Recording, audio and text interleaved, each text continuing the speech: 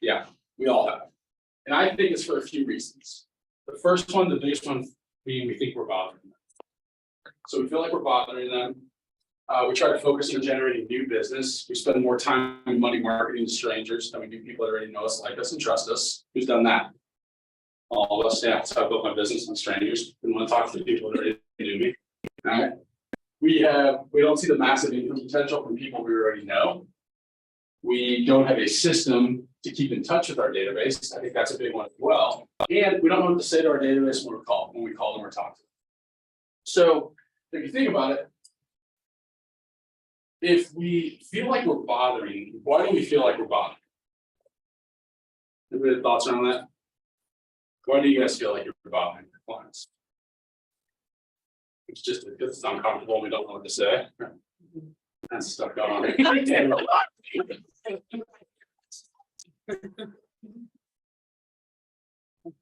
been too long. Yeah. We've waited too long to, You haven't talked to them, so it's uncomfortable to call them, absolutely. We're gonna talk a little bit about that today, for sure. Because that does happen, we let clients fall through the cracks, and I've spoken to a lot of you recently about database as well, and that was my big hang up, especially with past clients, was for one, I didn't want to bother them. So I didn't want to bother them, so I didn't want to call them. And then it just got to be like a year would go by, and then 2 years, and then 3 years, and I just feel kind of dumb, right? Like, what do I even say? I'm supposed to just call them out of the blue and ask them for referrals? Because those are all the scripts all the scripts are designed to ask for referrals. So it's like, I haven't talked to you in 3 years, but now I'm going to call you and ask you to send me business. It's uncomfortable. And I think too, like when I changed my mindset around database, like my first year in real estate, I did 3.6 million, and it was all strangers. I didn't sell a single house, maybe one. But I don't think I think it was one house I sold to a friend, but everything else was strangers. And then the next year I doubled my business and I did all strangers again. And then I wouldn't even talk to my past clients because I wouldn't talk to my past clients because I didn't want to bother them.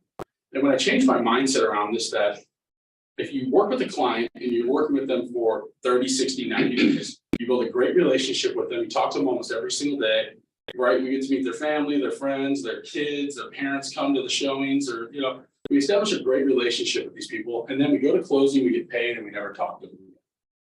So I started thinking, like, how do they feel? Like, I'm worried about not wanting to call them because I'm bothering them, but they probably just feel like they were a transaction for us, which is the way it appears, even though we don't feel that way. We look at it from we don't want to bug them, but they look at it probably like, well, they got paid, they never talked to us again. So once I changed my mindset around that, it got much easier to make these phone calls. And the fact that there are a lot of realtors out there, and not all of them are good, unfortunately. So I owe it to my client to keep in touch with them, so when they do decide to buy or sell again, they use me and not somebody else that maybe doesn't care as much. Maybe they use somebody that only cares about getting the commission and doesn't care about putting their well-being first. Because we know there's a lot of people like that out there too, unfortunately. So when we shift our mindset around this and knowing that it's really our responsibility to make sure we keep in touch with our database and we keep in touch with our past clients, because when they go to buy or sell, they should use us because we care the most for them. All right, and we're going to do the best job possible to help them. So when we think about that, there's a couple of things with our database that are important. Can everybody see this okay? Okay. The first one is, this is how we categorize. So everybody in here now has access to KV Core. So this is how we categorize people in our database. So at the top of KV Core, there's a thing called client journey. And there's all of these statuses. And this is how we utilize these statuses. And I think it can be helpful for you too. The first one being sphere of influence. So there's a button for sphere of influence, which is self-explanatory. It's your sphere of influence, people that know you, like you, and trust you. The next one is a new lead. So what a new lead is, anytime we want to categorize somebody as a new lead, that is a new lead that's come into our pipeline that we have not connected with yet or communicated with. So new lead is anybody, all of it, because we can filter by these statuses. So if I filter to my new leads, these are all of my leads of people I have not talked to yet. So these could be people like internet leads. Internet lead comes into my database, they hit my website, they sign up. I've not talked to them yet, they would stay as a new lead. So it's anyone I've not made contact with, and I leave them as a new lead until I talk to them, whether they respond to an email, a text, or a phone call. The next one is active lead. So what an active lead is, anyone looking to buy or sell within 60 days or sooner. So if I get a lead in my pipeline, I have a conversation. So a new lead hits my pipeline, or I'm at an open house and I talk to the person that comes to my open house. I have a good rapport, I capture their contact information. they're telling me they're looking to buy a house within the next 60 days or sooner, I want to make them an active lead. So I would categorize and status them as active lead in my CRM. And this is the lead that, with what I'm doing here, I'm going to set all of these people up with a market report and a property alert if they're a buyer, which we're going to go through here in a moment. So active leads are very important. Next thing is a prospect. So prospect is anyone that I've talked to that's 61 days essentially out or further. So anybody that's not thinking about buying for at least 2 months or greater, I would put as a prospect. So these are people that I still want to put focus on and attention on, but of course my focus and attention is primarily on my active people because they're further along in the process of wanting to buy or sell. These are people I want to continue to keep in touch with as well, but they're my pipeline people. So my active people might be people that I'm not showing homes to actively right now. My prospects are people that I want to keep in touch with every month, that I'm trying to work that as their time frame gets closer to them becoming active. So now a prospect, and they call me and say, hey, we're ready to go start looking at houses. Well, now I would change the status from prospect to active, because now they're an active buyer. I'll put them. They're going to buy in the next 60 days or so. After prospect, we have client. So client is anybody that has signed an agency agreement or a listing with us. So I've met with them, they've agreed to work with me, they get shipped to the client. The next one is contract, meaning that they are under contract. So we've written an offer, it's accepted, I shift them to contract. And then the final one is closed. So closed is anyone that has bought or sold a home with me. They go and they sit there in KB Core under closed. And then they're put on a different level of smart campaign. So that's the other thing too. You can build out smart campaigns. We've got some preset smart campaigns that you can take from the system as well, that are all associated with each status of these, each one of these statuses. So the reason I show you this in the beginning is to get organized with your database is very important, especially kind of as we're starting this, because a lot of you guys are starting to really ramp up your database stuff.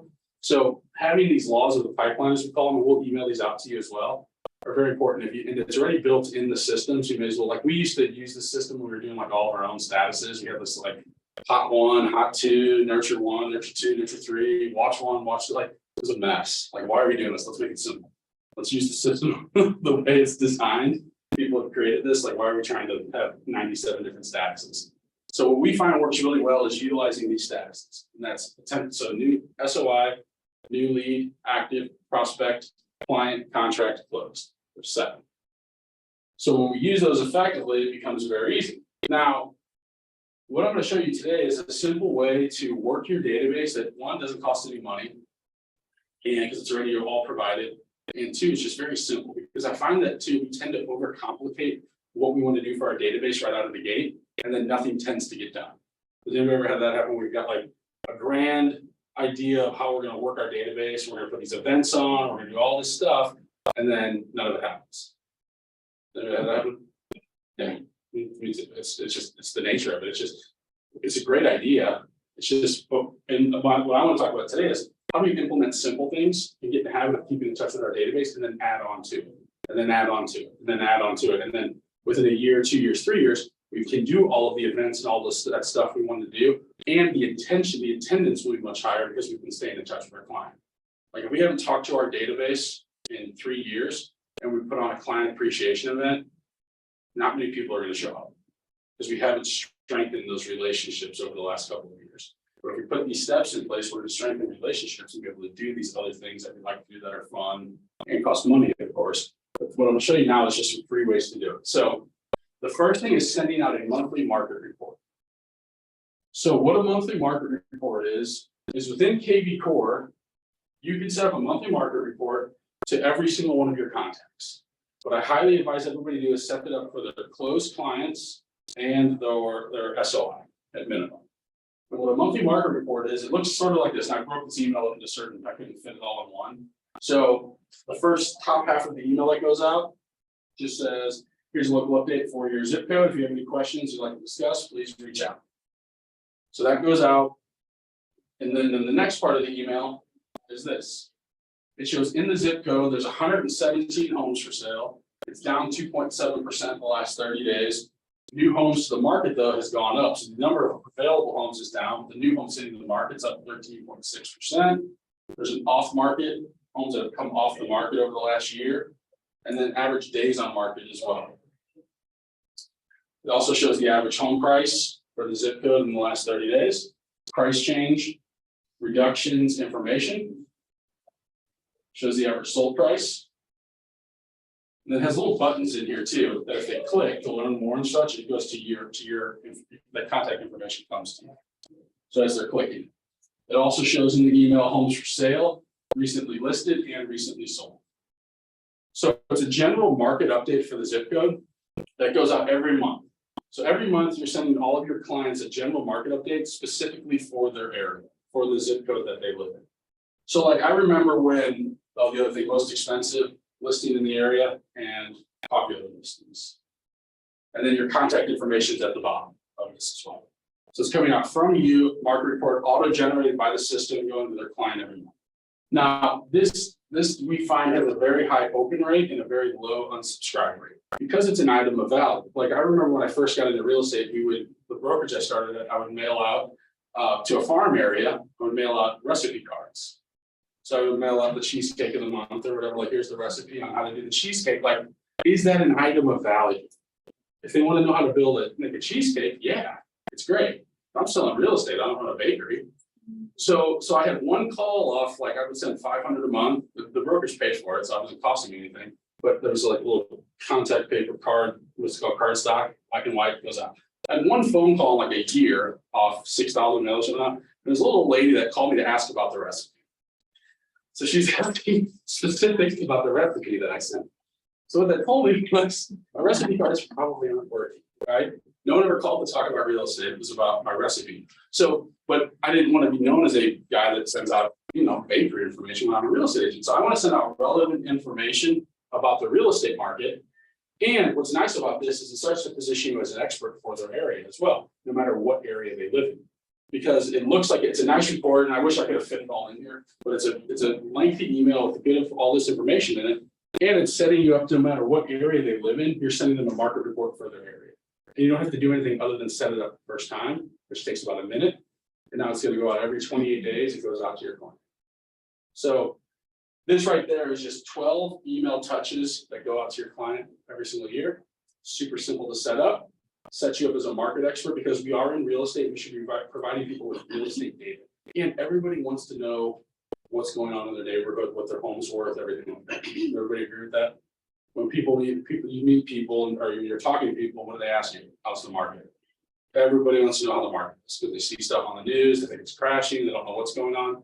So this is where to position yourself as a market expert. Now, the next thing we want to do is send out a seller valuation monthly. So what a seller valuation is, this is for people that have bought homes with us, even your sphere of influence that their address, their home address, you're going to need their home address for this. But you're going to put their home address in, and it's going to send them a market report that looks similar to this with some other information below it. But here's the basics of the report. It's going to have their address and their home value estimate. And get your home in front of active buyers today, get started, they click on that, information comes to you now that you know that they're motivated and maybe want to sell their house. So this is a way of showing them the value of their home. Now, is this number always accurate? No. Right, Kathy? Yeah. So Kathy put a list together, she pulled comparables because some of her people are wanting to sell and some of the numbers were off. And so what we say here is that it's just like Zillow. It's like Zillow, or it's like the RPR, or like the tax assessed price on the tax record. This is an indication of what your home could potentially sell for, given the appreciation in the area that you live in. Now, in order for us to fully and accurately give you the most accurate indication of what your home could sell for on the market today, I'll come out and talk with you for about 10 or 15 minutes, do a quick walkthrough of your home, and I'll share all the comparable data of homes selling in the area. So that's just a little script, and I can send it to everybody. If people are ever like, whoa, this seems low, or this seems way high. It's an auto-generated tool that's built. It's not the most accurate pricing is always going to be us going into the home and giving accurate comparables. So like something we teach in pricing a home we pull 4 different numbers. We actually pull this estimate. Even though this estimate, Zillow has a low confidence rating for if that value is correct, the general public looks at that number. So we have to give it some validity. So this estimate, we pull the realtor valuation model through RPR, through the RPR reports. We pull that number. We pull the AVM through the tax records, and then we do a price per square foot for our comparables. Typically, when we take those 4 numbers, add them together, and then divide them by 4, it's going to give us a price. Usually in our experience, that gives us within 1 to 2% of where the home sells, either high or low. So we are using models, and all this is designed to do is to capture people's attention.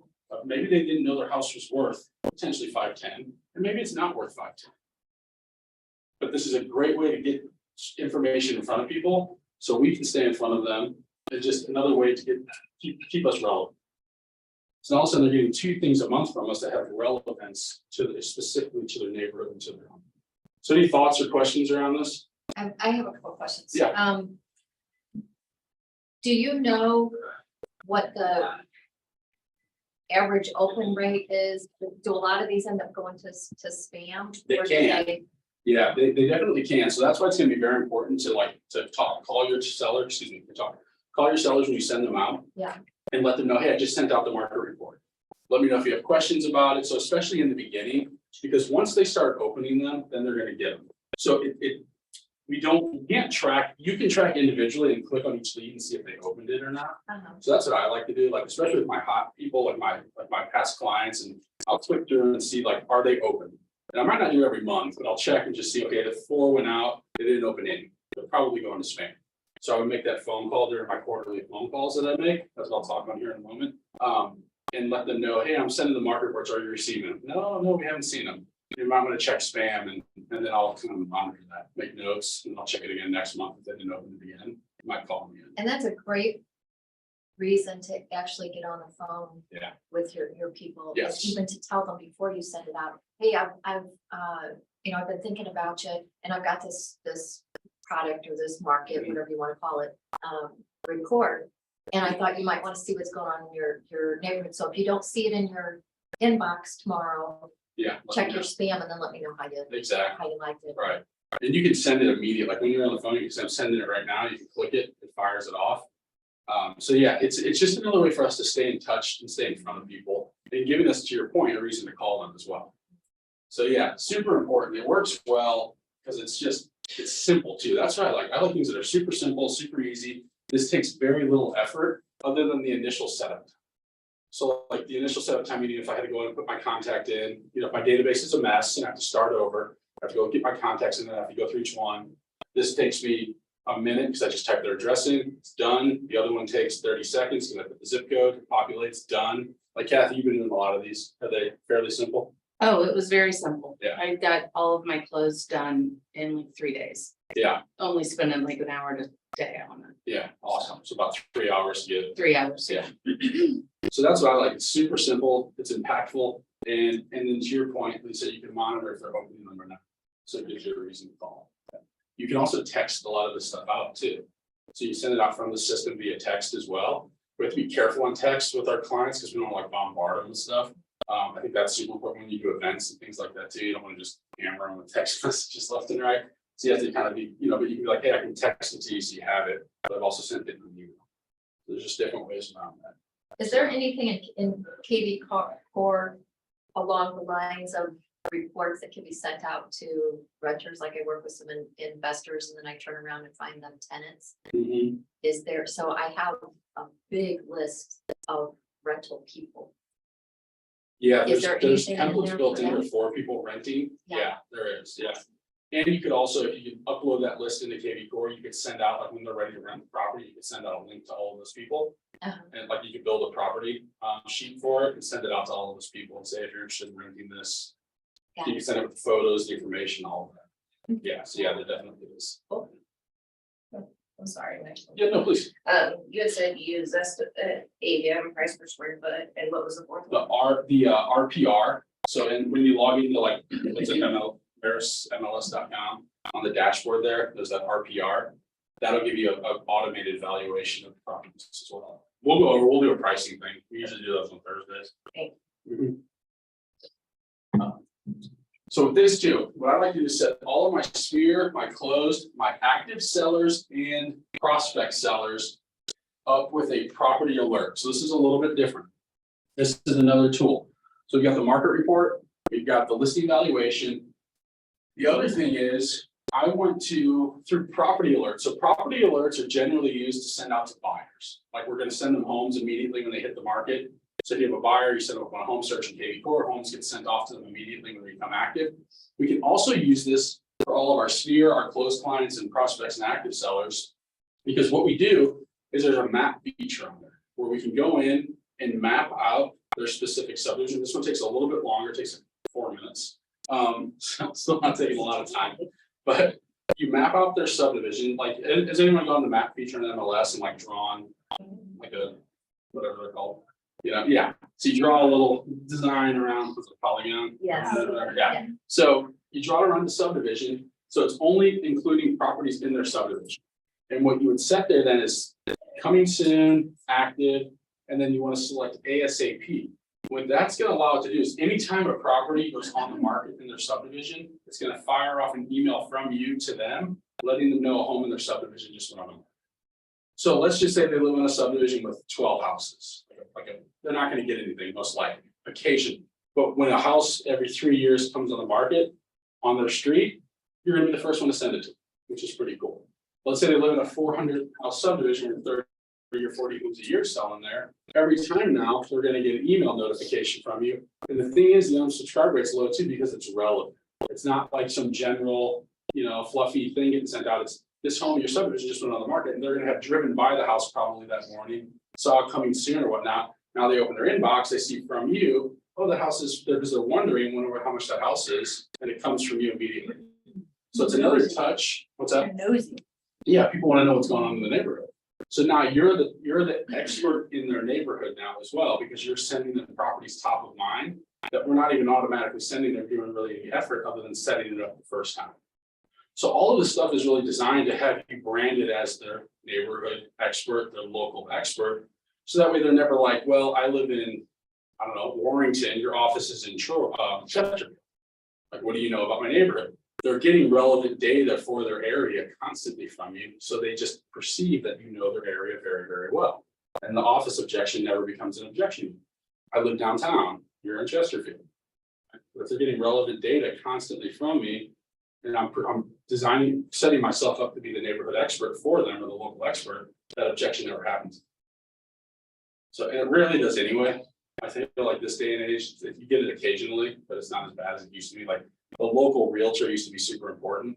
I think with the internet now, people cover such a wide area that's become less. But this is a great tool just to alert your clients or your sellers, your past clients, excuse me, and your sphere of what's going on in their neighborhood. So as soon as that property hits, it gets fired off to them and you get it alerted.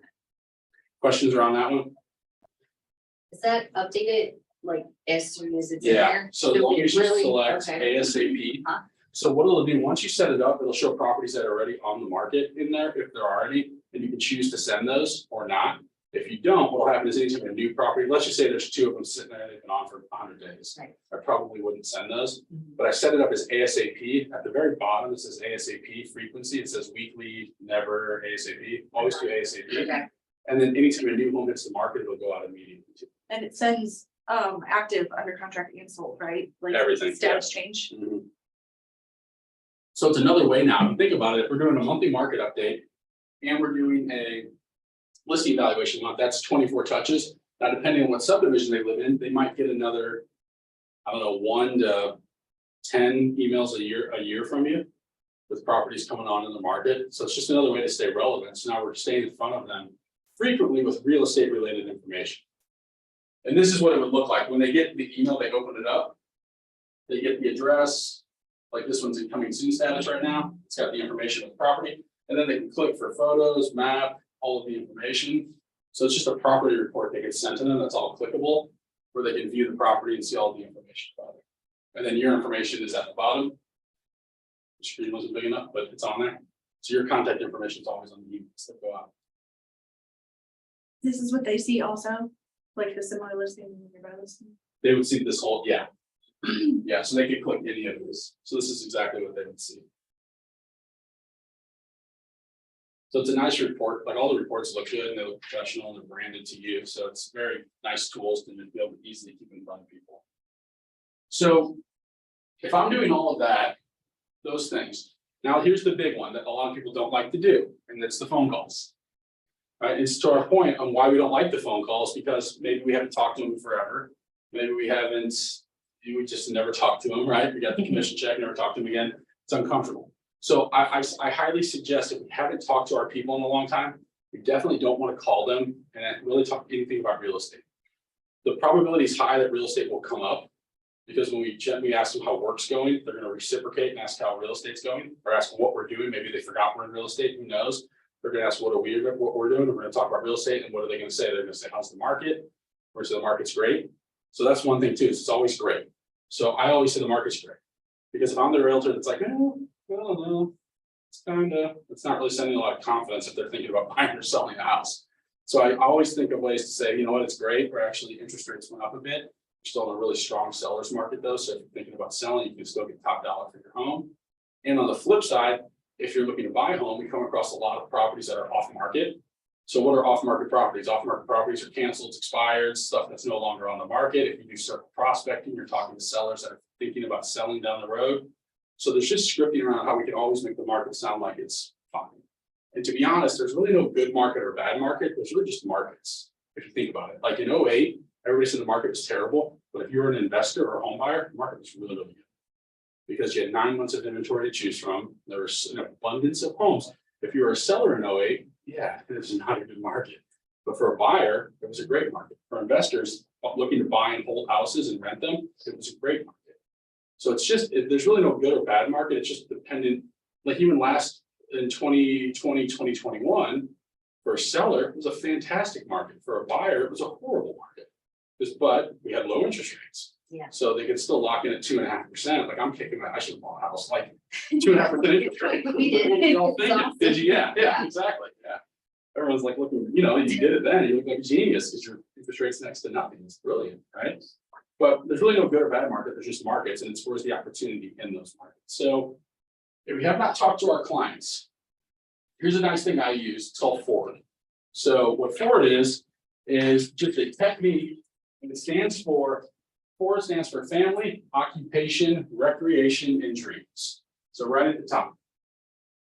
So this is a helpful script, because like I said, I'm gonna have other scripts in here I'm gonna share with you, but I'm a big believer in, if you haven't talked to them forever, we just have to establish rapport. We have to not call them and say, hey, this is a business call. I'm in a contest. I'm going to get some referrals. Who do you know? I haven't talked to you in 5 years, but I need you to help me now. All right, it's probably not going to go over super well. So with Forward, what I do is I call and I just say, hey, it's Michael with NettWork Global. It's been a while. How are you doing? And then they say, oh yeah, hey, how are you? Hey, listen, I know it's been years since we've talked. I was thinking about you though. Just wanted to check in and see how are you doing? Yeah, I'm doing really well. Great. How's the family? Oh yeah, they're great. If they have kids, ask about their children. All right, so get into asking questions about that. Then I move into how's work going? How are you doing with work? How's everything going to work? Are you still at Ameren, wherever they're working? Keep the conversation going. Typically at this point, they're going to ask, what? Are you still in real estate? Or how's real estate? Or what are you doing? Yeah, you know what? I'm still in real estate, working, this or that. Keep the conversation going. Chances are every conversation will spin into real estate related, regardless of you won't even have to bring it up. They're just going to ask, are you still in real estate? Yes, I am. How's the market? It's going to come up all the time. So I go into occupation. That's where the conversation tends to stop from asking the next two, because it goes into full blown real estate related stuff. But we can keep it going too with recreation.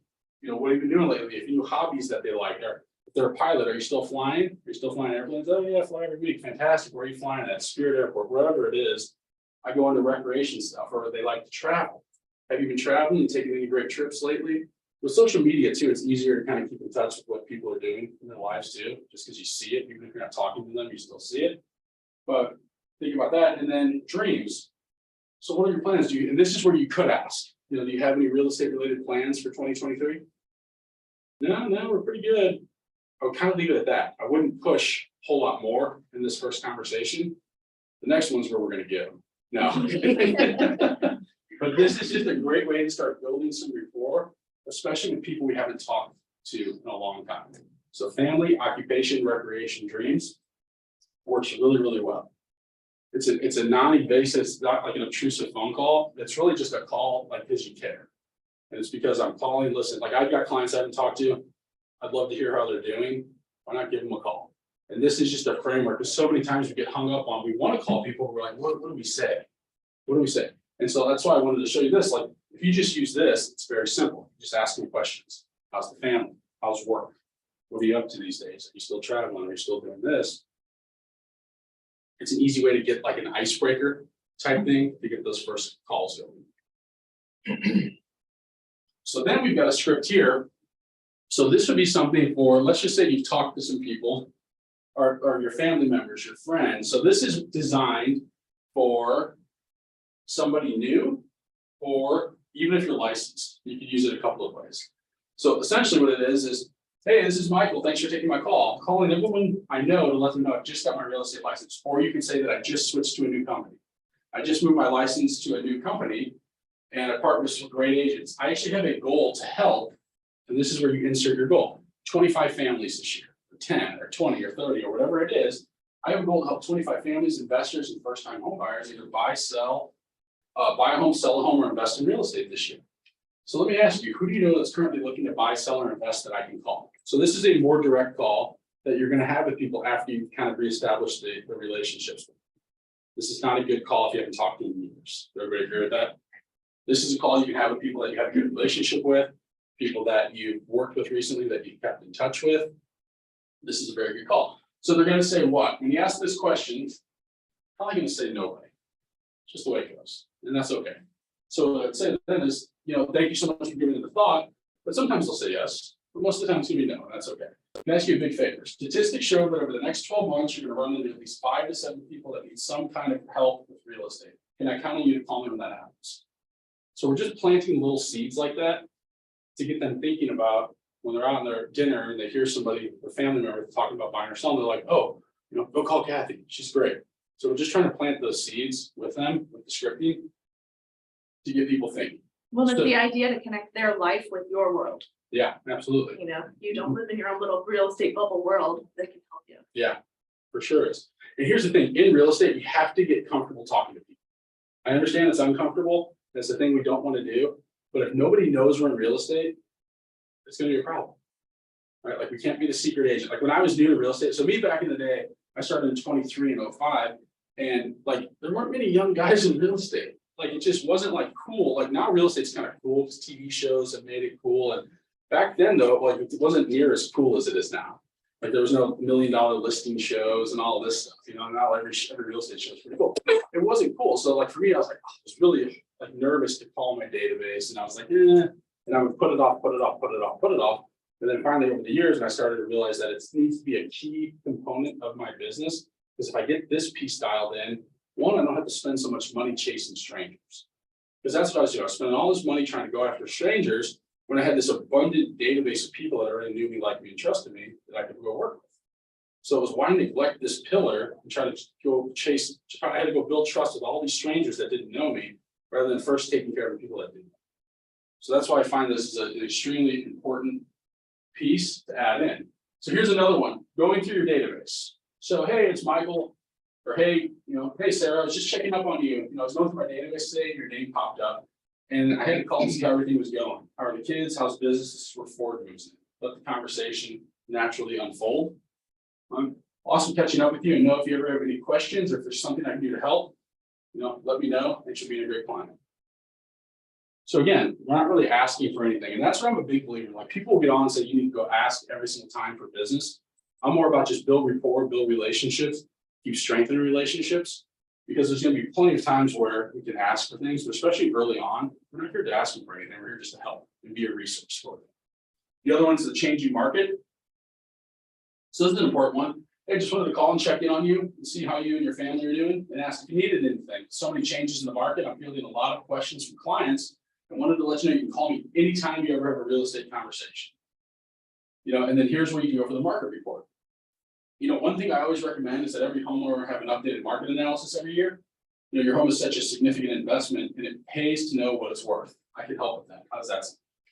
So this is ways too with the listing valuation stuff. We can send them. I'd love to get your email. I can send you, if you don't have it, I'll send you the listing valuation.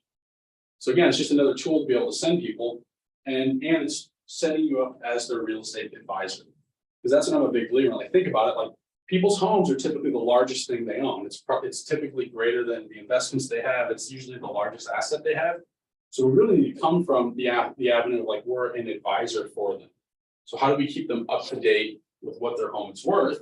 And that's where this one comes into place, the property review script. It's a good one to use like beginning of the year, really any time of the year for that matter. But the reason I was calling you is I bet you might have received your annual review of your 401k or IRA. You know, the report of how those financial instruments have performed this year. Well, one of the things we do for our loyal clients is an annual review of most likely is the largest asset, your real estate holdings.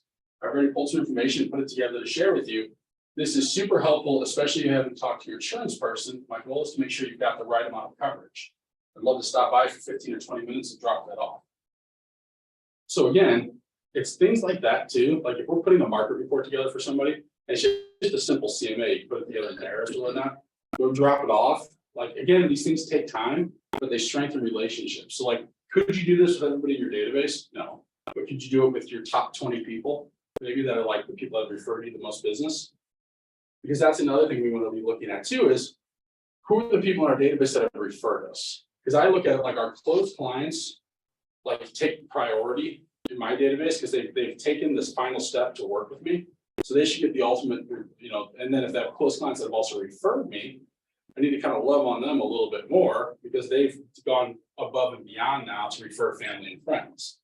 And so that's what I'm looking at is how do we like really, could we do this for, if we had 1,000 people in our database, we couldn't give out 1,000 CMAs, but could we go do it for 10 people? You know, or 15 or 20, probably. You know, if you call 20 and offer it, 10 might take you up on it. So it's just thinking differently around scripting. So seeing those scripts, any thoughts around that? Do you find if you ask them if you can stop by and drop it off, that the answer is usually, well, why don't you just email it? They can do that too. Yeah. And that's fine. Sometimes they're like, yeah, come on by. I'd rather email someone to their house. But, but you know what? Like it's one of those things where, yeah, they'll be like, well, you know what? You just mail it or email it. Yeah, great. You know what? I'll email it to you. That's totally fine. Right? Because, but if you can just kind of, you know, some people are like, yeah, I'd love to see you. Come on over. And it just strengthens the relationships that much further. So it's a mix of all of it. And then like, obviously if somebody lives an hour away that you sold a house to, like you let them drive, you know, 2 hours round trip to drop off a CMA. So just maybe offer to email it, you know what I mean? So it's just thinking through stuff like that. But these are all just designed to help you get more in front of them, have things to say when you call, and have reasons to call them. So you don't feel like, what do I say? What do I say? Like I always say, like the simple thing to do is just call and say hi. Like the conversation will generally naturally unfold and it usually shifts toward real estate as well. You just called, said, hi, I was just thinking about you, want to see how you're doing. How's the house? You know, how's the house? How are the kids? How's this? How's that? The conversations will unfold. We tend to overcomplicate it a lot. And that's why scripting too. Like I like scripts because it gives you a framework. It does not have to be verbatim. You don't have to sound scripted, but it just gives you a framework for reasons why to call people. But really just using forward as a way to do it is a simple way to just stay in front of people. So who's uncomfortable making calls like this, or who feels like they'd be uncomfortable? Yeah, it's normal. Yeah. So I have a question. Yes. Because I haven't gone through that entire script book yet. Yeah. But so how about if you call them and they have a problem with the house you sold them? Yeah. Do you have a script for that? Well, no, let's just figure out what the problem is and see how we can help them. Like, give an example. What would a problem be? So I call you, hey, Kathy, how's it going? I want to check in and see how the house is going. Well, actually, the toilet's clogged. Oh, really? Okay. Okay. So how long has it been clogged for? Oh, well, it's been running slow or keeps running and I don't know. Okay, great. So I've actually got a great plumber. I'd be happy to refer them over to you to see if they can get that taken care of. How would that sound? So I would just refer a plumber, right? Like in that situation, like it's not our job, like stuff's gonna go wrong with houses, right? But I would rather know and at least try to help them resolve it. Like I'm not gonna go pay for it unless it was like a blatant something missed by the inspector or referred or something. But like I would just like, hey, you know what, I've got a great plumber. I'd be happy to pass the information along to you. You know, so like stuff like that, because I would rather know too if there's like an issue rather than them like telling everybody else, like my realtor was terrible. We have all these problems with our house and and they're telling everybody how bad it was, rather than, and sometimes like the issues aren't even that serious. If that makes sense. So I'd rather know if something's wrong with the property. Okay. Because the thing is, like, here's the reality, when people buy a house and move in, stuff always goes wrong. For whatever reason, like it just does, like they bought a house that's been vacant for 6 months or a year. And now they move in, and they have 5 people in it, and they're flushing toilets and running, so like the inspector ran the water for 30 minutes or whatever. But now you get all these people, you know, a lot of activity in the house and stuff backing up, and it happens all the time. And so we just need to know that. Do you have that issue happening? Yeah, and it was my friend's mother-in-law that moved up here from Arizona, and she had to pay $7 grand to get stuff continually done, and I was like, sorry, Judy, you waited 6 months to move up here. And she was like, the inspector should have found this, and I had to resend her all the reports and show that it passed reports. And I said, homes sit vacant, things go wrong, especially over winter. Did you have it winterized? And she was like, well, no. I said, okay. So I sent her plumbers and things like that. But I said, you were a homeowner, you know, you're aware of these things, they could have been going over. And I just had to talk her through it stuff, and she understood that she was wanting to go after the inspector and everything else, and Yeah, just talk her through it and being a good listening ear helps. yeah, for sure. It just sucked. It was my best friend's mother-in-law. Well, right, yeah, that's the worst, right? Yeah. Well, and I guess my other piece of that is because a lot of these people I will be calling, I represent the builder. Okay, And so if they're outside of their warranty period, yeah. so it's just awkward. Yeah, for sure. That's something to look at too, like maybe calling them before their warranty's up and just saying, hey, just want to let you know your warranty is up in May. Just want to make sure, you know, if you have anything kind of going on, make sure you call the builder, and so that could be like a value add as well. Okay. And they could also maybe do like they can always buy home warranties too, so you could offer that up as well. Like just want to say your warranty's coming up next month, so there's an option to actually work with the home warranty company. If you're interested in this, I can send you some information on that. So just thinking of like value adds like that, because I find that like stuff's gonna go wrong. Like it's just that's anything, especially if you're buying a used home, you're buying a new home, stuff's gonna go wrong. So it's how do we just be like on their side and be a resource for them? Because at the end of the day, like we didn't live in the house, we didn't renovate the house, we don't know anything about the house other than what they really know about it, which is self-disclosure, questions we can ask the realtor, and what the home inspector found. So it's really not our fault. You know, like if the home inspector obviously like just missed, like there's massive foundation issues, and they didn't say anything about it. Like that's, you know, that's an issue. But as long as we're using a reputable home inspector that does a good job, it's not our fault. So I would just use it to your advantage of not being fearful to call them, but just saying like offering those things up. You know, because that's the thing, like we're like, oh God, what's gonna happen? But it's just, you know, stuff happens. But I would rather call them and know about it and try to help them solve the problem than just like not call them at all. And if they hate it that bad, you just turned yourself into a listing appointment. Yeah. Maybe that you should think about going and getting, you know, buying you somewhere else that you enjoy more. Yeah, exactly. So. Right. Yeah, because maybe it's out of their control, like the neighborhood or something. Exactly, they had the worst neighbors ever. Great, well, you know, that's exactly why we should get together and let's see where we can find you somewhere else to be happy. Exactly. Yeah, you're right. So I just reached my 2-year anniversary and have great rapport with most of my clients, but I have some that never respond to anything. Yeah. I do the cards, the calls and all that stuff. Is it okay to just kind of let those die? No, I keep doing it. Okay. Because just because they're not responding doesn't mean they're not getting it. Duct tape. Needed about one bug. Some duct tape under it. No, I would keep calling and keep doing it, even though they're not responding, because when they're ready to buy or sell, chances are they will. Okay. So and that's the same with leads too. Any lead I have, I continue to call, text, email, all that until they say, stop calling. Okay. That's the only time I stop. When they say, don't ever call me again, or they call and say, you know what, Nicole, you were off. Well, Like, then it's like, okay, I'll stop. But chances are they had a good experience with you. They're just busy and they're running with their own life and they got stuff to do. And you're not a priority in their life now. Like you were when they needed you, and you will be again when they need you again. But right now, we're not a priority to them. well, so one example, I had a client last January that everything went great the whole time. And then at the very end, at closing, the wife was pissed over something that I had no idea about. I had COVID at the time, so I couldn't go to closing, but I was on the phone with them. And I don't know if that set her off because she was stressed, first home buyer. But after the fact, She decided to be mad at me that I couldn't be there. And so I left them alone for a few months, but then I started sending my cards and everything, the text. She's never responded to me, but the husband has. So, I would continue to, because that was something out of your control too, I mean, you had Right. COVID. but she went off on me to my broker at the time. So, Yeah. I'd stay in touch. Until Okay. they say on or call me again. all right, and they What do you say, haven't, so Ryan? that's, okay, You say something? I would just say, I would continue. okay. Because usually too, like, stuff gets stressful at closing. That's why like our vendor partners are very important as well, that they provide good service in that, because stuff pops up, like the last minute lender's like, oh, I need this doc, client's upset now, they didn't know, like, stuff happens. So closings can be stressful. We're gonna do as much as we can to make them as stress-free as possible, but stuff still happens. So that's the thing too, when that's what they remember as well. So they remember like the last piece of it. So we want to do everything we can to make it close as smooth as possible, and it doesn't always happen. So, yeah, and so like to be able to, and a lot of it too is not our fault in a lot of ways. Like we've done everything we can, so we have to look at that too, like how could I have done this better?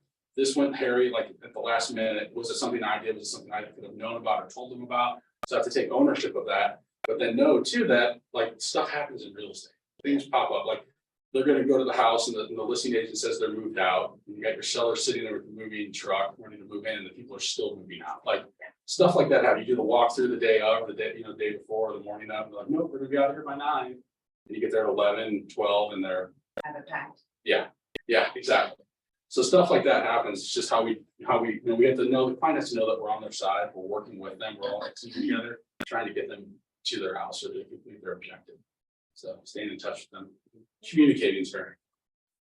Yeah, we brought it up at like the closing table, like, well, we finally made it, like, because, there's an elephant in the room. And it's like, I appreciate you guys being patient. I know we had some last minute things that came up. Maybe that might be a conversation you just have with her.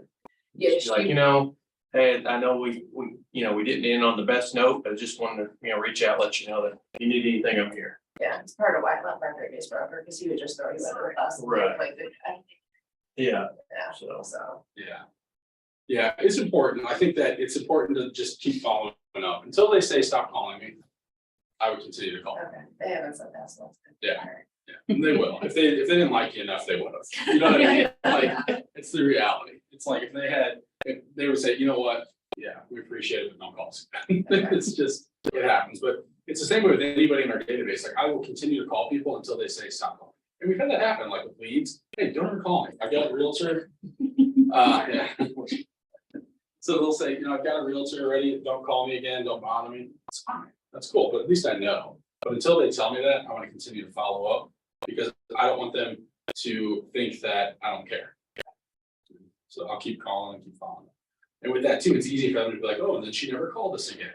So we went to closing, she got paid, and we never heard from her again. So it's easy for them to say that, but now you continue to stay in touch, even though they're not reciprocating. They can't say that. Thank you. Yeah. My pleasure. So with all of this, when we get this system kind of put together and we start doing the things we've gone over, the market reports, the property evaluations, the property alert, we're using the scriptings and doing 4 calls. I recommend doing 4 calls a year, quarterly phone call to our database. Once we do that, that's when we can start to eventually add on stuff like this that costs money, should we choose to. What I found is like what I just went over there typically is enough in itself to keep you top of mind with your database. And if you want to start adding on more to that, these are things you can put in. Like we do a client appreciation event every year. We do a Thanksgiving pie giveaway where we give out the pies. Think about like client events at the park. You can rent out a movie theater, do some events like that. Which either like monthly or quarterly giveaways, direct mail to your clients. All of these things can work and are great, and they cost money. So I'm a big fan of not spending a lot of money. I like to just figure out what's the best way I can keep in front of my database without utilizing the least amount of capital as possible.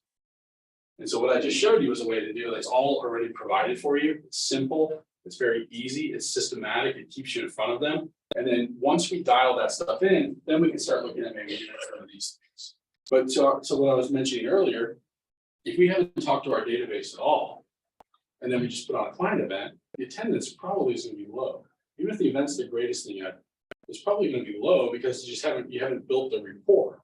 Or if I'm building the rapport for a year, 2 years, 3 years, and I'm talking to my database regularly, and they're commenting on my social media stuff, and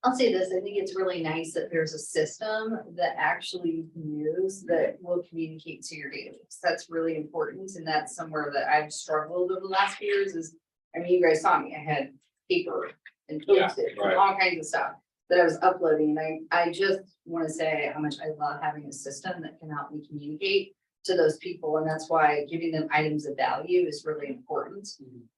Especially with up-to-date information. Because there's nothing worse than having a client or somebody in your SOI calls you and says, hey, I saw my neighbor's house went on the market and I went on Zillow to see it. So it's really great that we have that we can just send out to our clients because we are the real estate advisors. We are the people that are experts and they are coming to us for that reason. So I really like the system a lot and I'm really grateful for KB4. Yeah, thanks for saying that. And two, we have a lot of like videos there's training videos in KB Core, but we have other ones that we have in our network agents Facebook group, where you can see where all of this stuff, I've done videos on how to do each of the things we just ran through. So there's just little like step-by-step walkthrough videos to show you how to do it. But it's like getting in the habit of using the system. I think that's the thing, a lot of people's systems like Post-it notes. We're taking Post-it notes, like there's people have them all over their cars, and so like Post-it notes they work for the moment, but if we don't get them into a system, then what happens is when we call that person the next time, we forgot really what the conversation was because we lost the Post-it note. So if I take really good, and this is another thing we teach with like internet lead generation or any kind of lead generation, is you have to be good at taking detailed notes. Because if you take very detailed notes, then you call that person the next time and they told you they're having surgery, and you can bring up, hey, I just want to check in and see how the surgery went. And it's a lead I've never met in person, but it's just an internet lead that hit my site.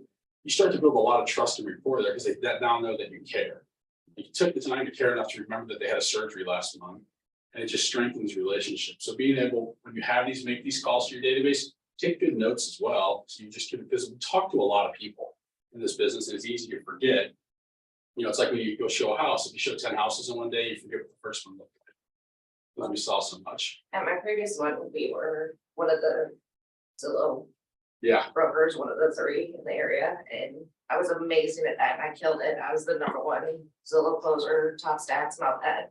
And what I'm finding is with my database, I don't take notes. I don't enter it, and just gets on me all the time about putting it into our system, and I'll just have a conversation. I go and visit my clients, I go and drop off things, and I never remember to put it in, so it looks like I'm doing nothing. Yeah. What is your remedy to get my brain to remember to do that? Just have to do it. It's a time block. Okay. But time block time, like when you're doing, so there's gonna be times you're out, people are gonna call you, you're just out and about running around. So just saving a note in your phone or like an alert. I set a lot of alarms on my phone. Be like, remember to do this or put this in, or it's a little alert me, like on your phone. Oh, simple, I'll show you. Yeah. So but I set a lot of alerts just to remind me to do something. Like I had a conversation with somebody this morning, I have to do something tonight. I set an alert for 5 o'clock to alert me to go do that. Because I'll forget. I talk to tons of people, like I got a lot going on, like I'm not gonna remember. So I've gotten really good at taking notes and I still forget a lot of stuff too. But I think the better you do that, and then when you do your calls, like when you're making these database calls, I would set intentional time to do that. So I like to call people, like people I know a little bit better. I'll call them in the car if I haven't talked to them in a while, because I know I know, and if I forgot something, I'll be like, yeah, I can call them, be like, hey, I forgot what you said. But for most of my database calls, I want to set time and I'll sit down, have my computer in front of me, make the calls, type my notes in. So I want to be present, have the conversation, but make sure I'm updating my notes for these calls as well. So that when you get in the habit of doing that, you're going to see your business go way up. Because most of our business comes from follow-up, and it's true. Like we have a training in a couple of weeks on internet lead generation, but like 2% of sales are made on the first call. So if my intention is just to talk to the person one time, and if I don't set an appointment, I'm never going to talk to them again. It's going to take me a lot. And that's what I used to do back then. I would just call so many expireds and I would have good conversations, but I didn't have a system. I didn't have a CRM. And then finally I invented my accordion file CRM, which was note cards. And I would just drop in for the months I wanted to follow up with them. But like I was living in that 2%. So I had to talk to hundreds of people every single week to get maybe 1 or 2 appointments. Where when I started to get good at doing follow-up, then I maybe only had to talk to like 50 people and set the same amount of appointments, because now it was people that I talked to a week ago, 3 weeks ago, a month ago, that I was taking good notes with and following up with. So it just makes your life a lot easier when you like use a system like this and take good notes and set reminders and everything like that. And now you're not living on like just the 2% of trying to make your first calls. Well, and I think to help you too, come up with a habit of, in Atomic Habits, it talks about doing the task and then immediately following it with something. So you do your task, you make your call, immediately you follow up, or you make those notes, you can get in that habit. Or like Michael said, the time blocking, you talk to 5 or 6 people in the car all the way through your day. And the next morning, that's when you set out your block of time to make the notes from the day before. And so when you get in those habits that compound or that attach to something else that's normal and expected, that's when you can build the habits that are stronger and deeper. Like, you're going to, make your coffee, but you do that and then you read your book. Well, you don't make your coffee, walk around the house and then decide to read your book. Take your book to your coffee so that those things get connected. And then that's how that book becomes a habit that's developed. So find something that you do regularly, connect it to that. And then that's how the habits are built and made deeper. And then they're like that, you don't have to think about it anymore. But then there's also the idea that if you have only so much amount of space in your brain for active memory, and eventually you're going to get yourself in trouble because something's going to fall out. And that's when I started. I was, I'll just remember everything, all these dates, everything. I'll put some on the calendar, but I'll just remember all the file stuff, the updates.